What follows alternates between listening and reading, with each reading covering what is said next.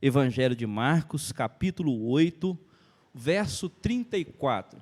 O que significa carregar a cruz? Com certeza há muitas respostas para essa pergunta, não é verdade?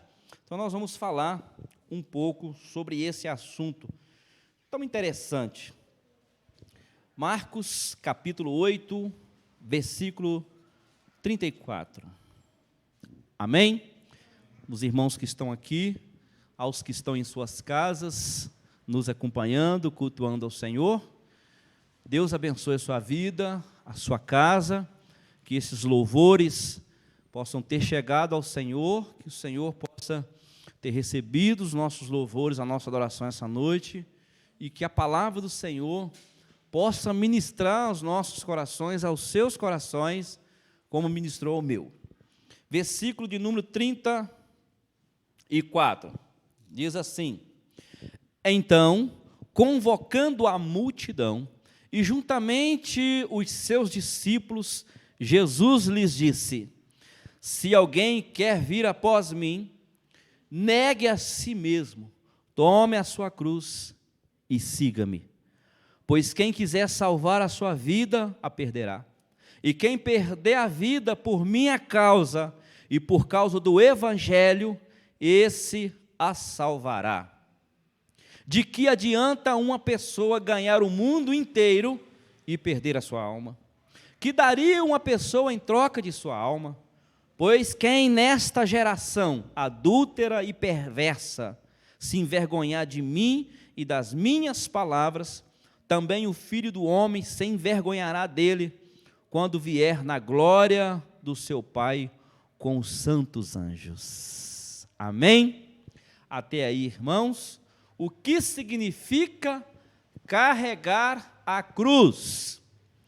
Um dia desse, ou uma noite dessa, nós falamos, e depois do culto, até comentamos um pouco, né, irmão Ailton, sobre o arado, aquele que lança a mão no arado e olha para trás, não é apto para o reino de Deus, porque é uma cruz, e aquele que quiser vir após mim, disse Jesus, tome a sua cruz e siga-me. Qual é a sua cruz? O que implica isso aqui? Eu sempre digo e sempre vou dizer, o evangelho sem cruz não é evangelho. Evangelho sem cruz não é o evangelho. O apóstolo diz que mesmo que desça um anjo do céu e pregue um outro evangelho, se não for o do Senhor Jesus Cristo, é mentira, é anátema. Cuidado. Mas o que é a cruz? A pergunta é: você acha difícil levar a cruz? A sua cruz tem sido pesada? Do que Jesus está falando quando ele trata desse assunto? Tome a sua cruz. No decorrer, irmãos, das palavras do Senhor, dos evangelhos do Senhor Jesus Cristo, nós vamos observar, e eu quero compartilhar com os irmãos 4 questões interessantes aqui.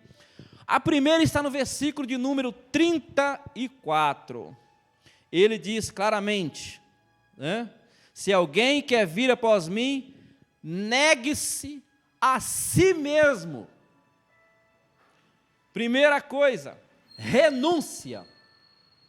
Eu quero ser um cristão, eu quero seguir os passos de Jesus.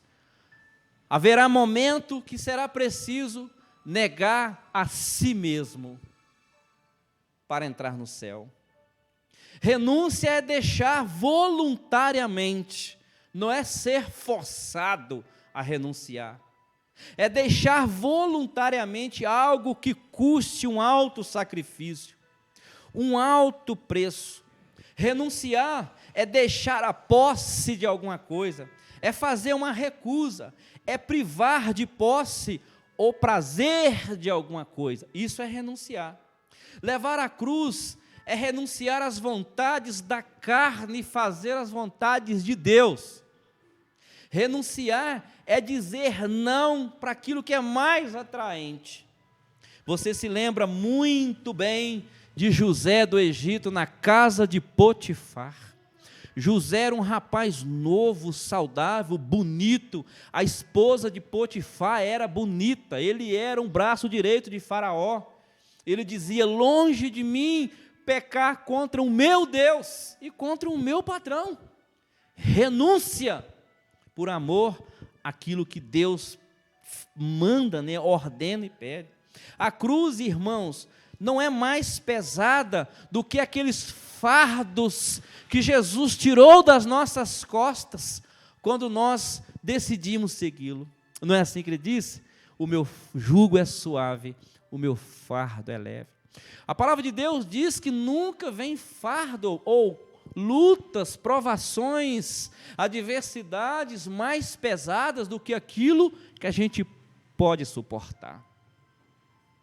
Um dia eu ouvi um pregador pregando e falando desse assunto. Ele diz: a sua cruz está pesada, meu querido, quer trocar com a minha? Quem gostaria de fazer uma troca? Eu não vou nem te perguntar como é a sua cruz, você não pergunta a minha, vamos simplesmente trocar. E ninguém quis trocar, mesmo sabendo e dizendo que estava difícil. Então a cruz não é mais pesada do que o fardo de pecado que o mundo lança sobre as pessoas, ou que lançou sobre nós um dia. Então, disse Jesus aos seus discípulos, se alguém, ele falou para multidões e direcionou essa palavra ali aos seus discípulos e disse: se alguém quiser vir após mim, nega-se a si mesmo. Quem quiser vir, acontecerá momentos que você será preciso negar a si mesmo. Ele fala: renuncie a si mesmo. Isso é uma renúncia pessoal. Eu não posso exigir que o irmão faça uma renúncia por mim, que a minha esposa, que o marido, que o filho, que a avó façam uma renúncia por mim. Renuncie a si mesmo, é algo pessoal. Ele disse: tome sobre si a sua cruz. Ele está falando de um sacrifício próprio. E siga-me, ele está falando de fidelidade. 3 coisas nessa frase de Jesus: renuncie a si mesmo, é pessoal, tome sobre si a sua cruz, o sacrifício é seu, as dificuldades são suas, e siga-me, fidelidade. Charles Spurgeon, ele disse em uma frase: quanto mais do céu existir em nossas vidas, menos da terra vamos cobiçar. Quanto mais de Deus você aproxima, menos prazer você sentirá pelas coisas terrenas. Quanto mais você tem intimidade com o Senhor Jesus, menos as coisas passageiras vão atrair. Querido, Jesus não chamou os discípulos apenas para uma missão, apenas para comissioná-los, quando ele disse: vão por todo mundo, preguem o evangelho, preguem em Jerusalém, Judeia, Samaria, até os confins da terra, vão e falem por onde vocês forem. Ele não chamou os discípulos só para isso. Primeira coisa, Jesus os chamou para uma intimidade com ele. Ele não disse: venham e vão. Ele os chamou, falou, ensinou, fez para eles ver ele fazendo, mandou eles fazerem e depois disse: vão. Foi uma pedagogia. Então, primeiro eles teriam que ter intimidade com o seu mestre, para depois a missão. E é isso que o Senhor quer de nós quando tomamos a nossa cruz. Ele disse: venham após mim, siga-me. Quem quiser vir após mim. Abraão, irmãos, que foi provado por Deus a renunciar à sua família. Quando o Senhor mandou sair da sua terra, ele disse: Abraão, sai da sua terra, sai do meio dos seus parentes, deixa o seu pai para trás, deixa a sua mãe já tinha morrido, deixa seu pai para trás, deixa irmão para trás, deixa os seus parentes para trás. Deixe seus amigos para trás e vai para um lugar que eu vou te mostrar. Mais tarde, irmão, Deus foi além. Deus fala assim: agora que você tem o Isaque, leva ele no monte e sacrifica a mim. Me dá o seu Isaque. Abraão não questiona, ele simplesmente parte para essa renúncia. Renuncia até a família, um ato de fé chamado pai da fé. Abraão não sabia o que é uma ressurreição, mas ele falou com seus servos: fiquem aqui, eu vou subir com o rapaz, logo, logo vamos descer. Nós vamos voltar.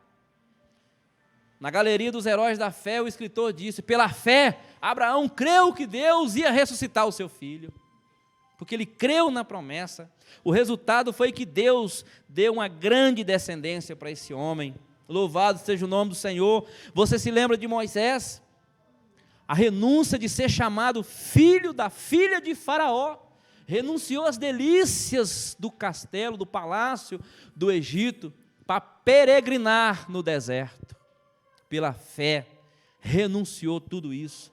Daniel, quando vai renunciar a porção do manjar de rei, ele não quis comer, ele renunciou. Os discípulos, Lucas 18, 28, a renúncia de tudo para seguir a Jesus. A palavra de Deus diz que eles imediatamente deixaram as suas redes e seguiram Jesus. Quando ele disse: doravante farei de vocês pescadores de homens, e eles deixaram as suas redes e foram seguir a Jesus. Como Mateus, que deixou a coletoria de impostos, deixou para lá e foi seguir Jesus. É como se chegasse no seu serviço e falasse assim: vai no RH e pede conta agora. Você for, sabe desconto, vou seguir Jesus, pela fé. Renúncia. E Paulo, irmãos, por que não falar de Paulo? A renúncia de sua própria vida, por amor a Cristo. E nós, o que devemos renunciar? O que temos renunciado por amor a Cristo? O Senhor Jesus fala da nossa vida, se necessário for. Ele diz: pois quem quiser salvar a sua vida, vai perder. Mas aquele que perder a vida por minha causa, pelo Evangelho, vai encontrar vida, vida eterna. O pecado, as obras da carne, as coisas desse mundo, coisas que eu e você precisamos renunciar. Por que devemos renunciar, irmãos? Para seguir a Jesus livremente, para seguir ao Senhor solto, para agradar a Deus.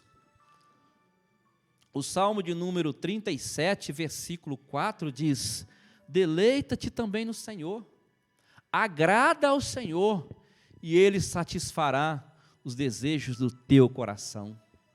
Anda com o Senhor, renuncia tudo que desagrada ao Senhor, e agrada a Ele no seu caminhar, e Ele vai satisfazer os desejos do seu coração. Querido, para ter o direito às mansões celestiais, é que Jesus nos chamou para renunciar. Se não houver renúncia, não vai tomar posse das mansões celestiais de João 14, 2, 3. Ele foi preparar lugar. Josemar Bessa, ele disse assim: o Evangelho é sobre morte. Nós morremos com Cristo. Nós morremos com Cristo e fomos ressuscitados para uma nova vida.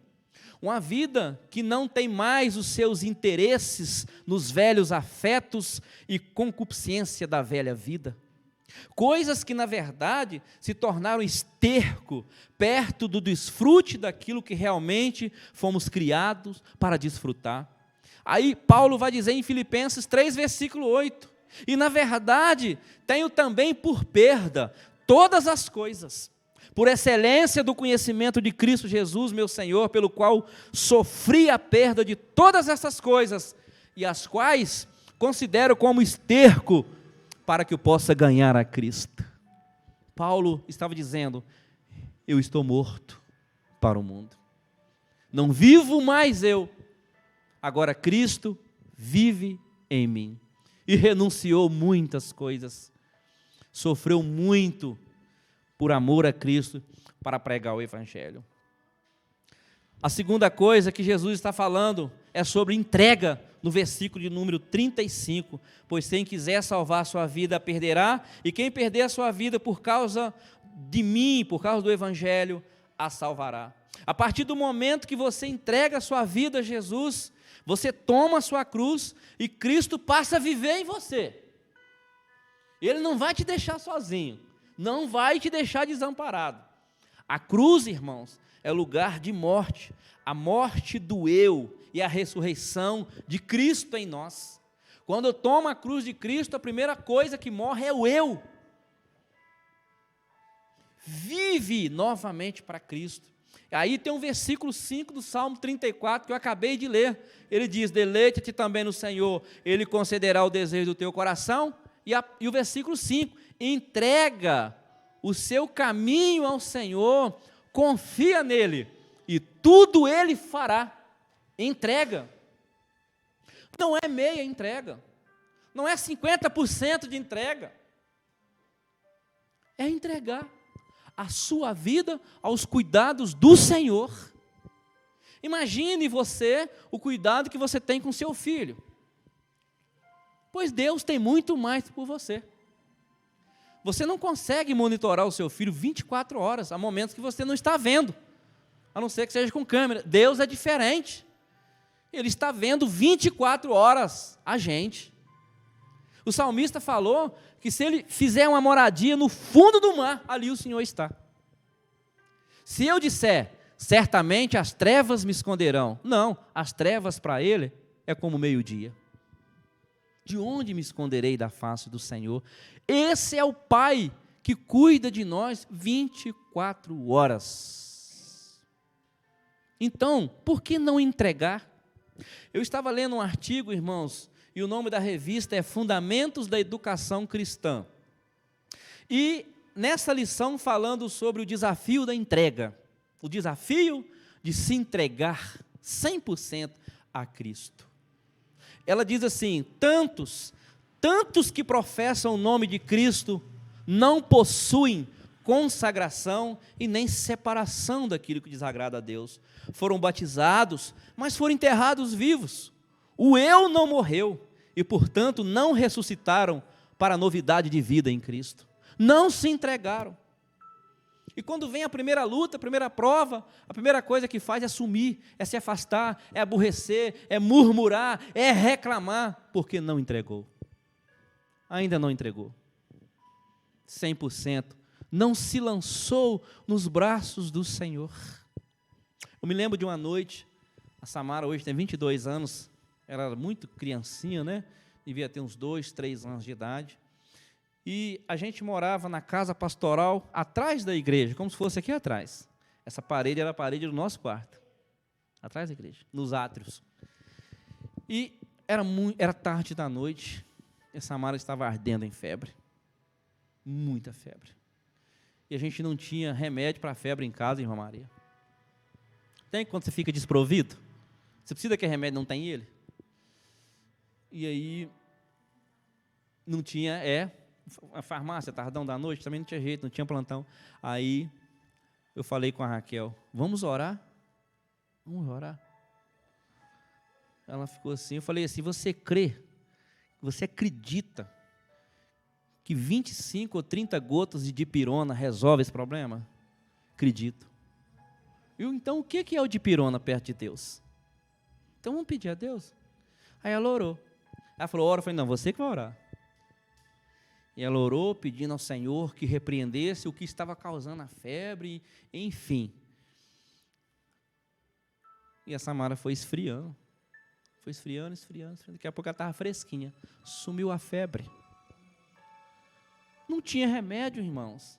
É aquele momento que Deus fala assim: eu não vou permitir tomar nenhum remédio. Vai ser agora, tem que me pedir. E foi. E orou. Cremos que Ele fez, e Ele fez. Isso é entregar. Senhor, nós oramos, agora está nas mãos do Senhor. É entrega. Há momentos que Deus vai permitir isso, né? A luta contra o próprio eu, irmãos, é a maior batalha que já foi travada. A renúncia do nosso eu, sujeitando tudo à vontade de Deus, requer luta, né? Humberto Holden, ele foi um padre filósofo e dava aula também, né, de educação cristã, de ciências, E ele escreveu, irmãos, muitos livros, e num livro ele escreve a biografia do apóstolo Paulo. Olha que interessante. Estudando a vida do apóstolo, ele faz a biografia do apóstolo Paulo, irmãos, e ele diz assim: Paulo é um livro que só fala de Cristo. Paulo é uma chama que só arde por Cristo. Paulo é um gênio que só pensa em Cristo. Paulo é uma vontade que só quer Cristo. Paulo é um herói que só luta por Cristo. Paulo é uma alma que só vive de Cristo, por Cristo e para Cristo. Isso é matar o eu. Morreu o meu eu. Essa é a experiência de alguém que se entregou completamente a Jesus, abriu mão do que era, do que podia vir, né, para ser um servo do Senhor, para seguir o Senhor, renunciou ao eu, para que Jesus estivesse no centro do seu coração.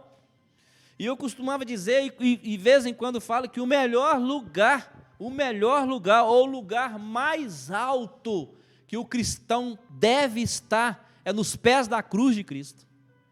O lugar mais alto que um cristão deve e pode estar é nos pés da cruz de Cristo. Ali ele está dizendo: eu estou aos teus pés, Senhor. Queridos, quantas vezes a gente se engana pensando que não temos que mudar, que já está bom do jeito que está tudo bem com a gente. Agindo assim, nós vamos medir a nossa vida espiritual pela quantidade de coisas que a gente faz para o reino. E Deus não está preocupado com a quantidade de coisas que a gente faz para o reino. Ele está preocupado com a nossa intimidade com Ele. Não é o quanto que fazemos, é o quanto de intimidade que temos com Ele. É o tempo que passamos com Ele. A nossa comunhão com o Senhor. Terceira questão está aqui no verso 35 e 36, Jesus fala de sacrifício. Você vai dizer: ah, pastor, mas o sacrifício já foi feito. Jesus fez o sacrifício para nos salvar. E ele falou de cruz, ele falou de renúncia, falou de entrega. A não ser que renunciar, que entregar, não seja sacrifício para você, que seja tão fácil assim. No versículo 35 e 36, ele fala isso. Pois quem quiser salvar a sua vida vai perder, e quem perder a sua vida por causa do Evangelho, esse a salvará. De que adianta o homem ganhar o mundo inteiro e perder a sua alma? De que adianta isso? Jesus, ele fez o maior sacrifício, diz Hebreus. O único sacrifício que Jesus nos pediu é de levar a cruz, lutando contra o pecado, abrindo mão dos prazeres. Fazendo isso, você está se sacrificando. Sacrifício que Jesus pede de nós ao pegarmos essa cruz para levar, irmãos, está em Salmo 51, versículo 17. O texto fala de quebrantamento. Ele diz: os sacrifícios que agradam a Deus são um espírito quebrantado, um coração quebrantado, contrito, Deus não despreza. Um coração contrito e quebrantado é um coração esmagado, é um coração que entendeu a culpa que tem, é um coração que se sente esmagado, pressionado pelo Espírito Santo. É como o texto que diz que o Espírito Santo ia vir para convencer o homem, na verdade é confrontar. O Espírito do Senhor confronta o homem, esmaga o coração dele, e o coração fica contrito, e esse Deus não despreza. Precisamos reconhecer, irmãos, nos reconhecer, né, como pecadores, diante de nosso Deus, todos os dias. Isso é sacrifício. Um outro sacrifício é a obediência. Veja, 1 Samuel capítulo 15, 22, Deus dá uma ordem para o rei Saul: olha, vai e luta contra os amalequitas, destrói a cidade, mata todo mundo, pega os despojos. Alguns despojos. O rei Saul vai para a batalha, ganha a batalha, e quando ele volta para o seu acampamento, no momento que ele chega, ele está festejando aquela grande vitória. Então o profeta Samuel chega e fala: Você ganhou a batalha, Saul? Sim, nós vencemos a batalha. E Samuel fala: e por que eu estou escutando vacas berrando, ovelhas mugindo? Que é isso? O que vocês fizeram? E Saul fala: não, nós vencemos a batalha e pegamos as vacas mais gordas e as ovelhas para oferecermos sacrifício, alimentar os soldados, e trouxemos o rei Agag, o rei vivo. Está aqui o rei. E Samuel disse: Saul, Deus não quer sacrifício. Deus não se agradou do sacrifício que você fez. Deus requer obediência. E Samuel então pega a espada de Saul e mata o rei, assim que Deus mandou você fazer. Então o texto diz: Samuel, porém, respondeu: acaso tem o Senhor tanto prazer em holocaustos e em sacrifício, quanto em que se obedeça a sua palavra? A obediência é melhor do que o sacrifício, e a submissão é melhor do que a gordura de carneiros. Querido, não são os nossos sacrifícios que vão agradar o Senhor, serão a obediência. É obediência. O que Deus requer de nós é obediência. Veja que interessante. Deus pediu que a gente tivesse comunhão uns com os outros, não é verdade? A unidade do seu rebanho. Olha como que isso vai além. O Senhor Jesus disse assim: quando você vier ao altar para colocar sua oferta e lembrar que tem uma questão pendente com seu irmão, põe não, vai lá e conserta com seu irmão, depois você vem e coloca, porque o Senhor se agrada mais de comunhão, de unidade, do que dinheiro, do que oferta. Ele quer obediência à sua palavra, obediência. Aí sim, ele vai receber o seu dízimo, a sua oferta com prazer, como um cheiro suave, porque primeiro você obedeceu um mandamento dele. Obedecer, irmãos, é um sacrifício que contraria muitas vezes a nossa própria vontade para fazer o que Deus quer. Mas eu podia fazer desse jeito, que assim dá certo. Do jeito que Deus falou, vai ser mais difícil. Então vai do jeito que Deus falou, vai no mais difícil, porque é obediência. Amar é um sacrifício. Amar a Deus de todo o coração, de todo o entendimento, com toda a força. Amar as pessoas como a gente mesmo, isso é um dos mais importantes sacrifícios, irmãos. É um sacrifício. Exige sacrifício pessoal. O outro sacrifício que o Senhor exige de nós é a espiritualidade. É uma vida de separação. E se porventura você pecar, arrependa-se logo. Peça perdão logo. 1 Pedro capítulo 2, versículo 5 diz: vocês também estão sendo utilizados como pedras vivas na edificação de uma casa espiritual, para serem sacerdócio santo, oferecendo sacrifícios espirituais aceitáveis a Deus por meio de Jesus Cristo. Portanto, irmãos, ele diz: rogo-lhes pelas misericórdias de Deus, que se ofereçam a si mesmo como sacrifício vivo, santo, agradável a Deus, que é um culto com inteligência, um culto racional. Esse é um sacrifício, irmãos, que Deus requer de nós. Quando nós saímos das nossas casas e vimos para o templo, para a igreja, ou em qualquer lugar que seja, adorando a Deus, glorificando ao Senhor com sabedoria, com inteligência, Deus recebe isso como um sacrifício, e como um cheiro suave. A vida espiritual é um sacrifício que exige disciplinas de oração, disciplinas de consagração, de leitura da palavra. E vai me dizer que não é um sacrifício? Outro dia eu estava falando com o meu irmão, eu vou falar para você o melhor remédio que tem para você dormir. Tem um monte de remédio de prio, captopril, um monte de prio, não é? O melhor remédio para a pessoa dormir, irmão, sabe o que é? Leitura da Bíblia. Pega a sua Bíblia para ver se o sono não vem. Ajoelha e começa a orar para ver se o sono não vem na hora. É incrível. Você pode estar aceso, vou começar a ler a Bíblia. Começa a ler, ou então começa a orar, o sono chega, porque é um sacrifício. É um sacrifício, irmãos. Vida com Deus é um sacrifício, é a cruz. E para me encerrar, o que Jesus está dizendo no versículo 38, é coragem, Pois quem nesta geração perversa e pecadora se envergonhar de mim e das minhas palavras, também o Filho do Homem se envergonhará dele quando vier na glória do seu Pai com os santos anjos. Jesus está falando de coragem para assumir que é um cristão, coragem para dizer, eu sou um cristão, eu não abro mão da minha fé, da minha crença, não abro. A cruz, irmãos, era símbolo de vergonha, de condenação. A palavra de Deus diz que Jesus foi humilhado publicamente por nós. Então nós não podemos de maneira alguma ter vergonha de Jesus. Por que ter vergonha do Salvador do mundo? Por que ter vergonha de dizer que é servo do Filho de Deus? Não podemos envergonhar do Senhor.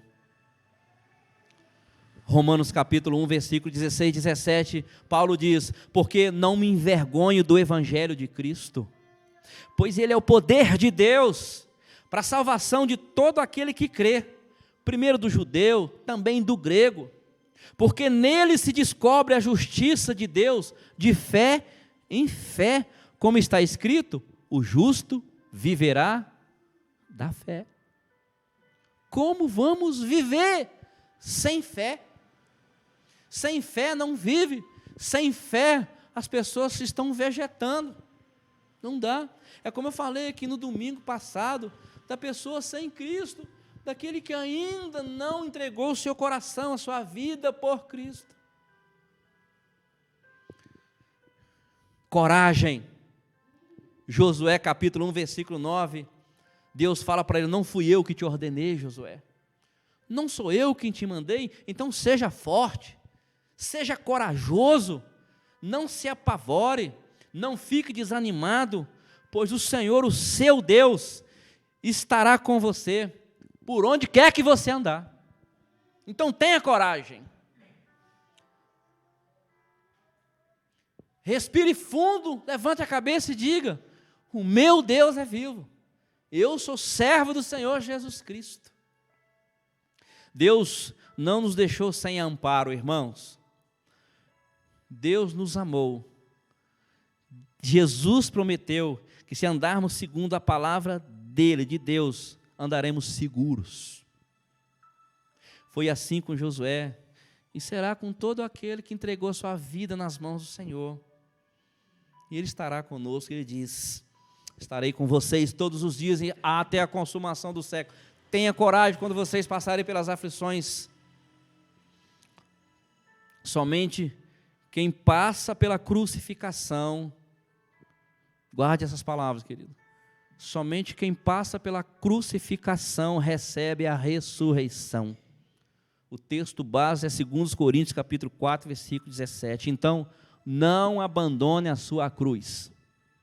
Continue com ela, né? Aquele hino rude cruz, né? Levarei eu também minha cruz até por uma coroa trocar.